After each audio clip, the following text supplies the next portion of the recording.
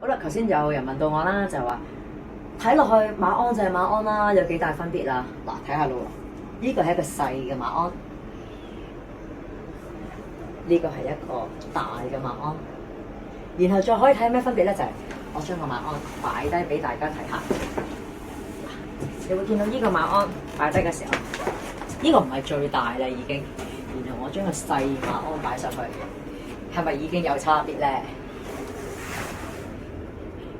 咁就係重量都有差別㗎啦。咁所以你睇到嗱，通常呢個細馬鞍咧就有啲我哋叫 pony 或者小朋友細個去騎啦。咁呢個俾大人啦。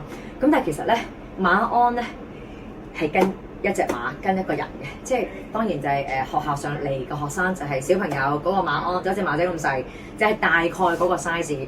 但係如果我哋真係中意騎馬嘅人，自己有自己一個馬鞍咧，係將我哋嘅身高同埋身體嘅大細。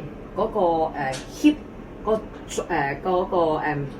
下裝嗰個大細同埋體重咧，去度，然後就度一個啱你嘅鞍，先屬於你嘅馬鞍，所以都係度身訂做㗎。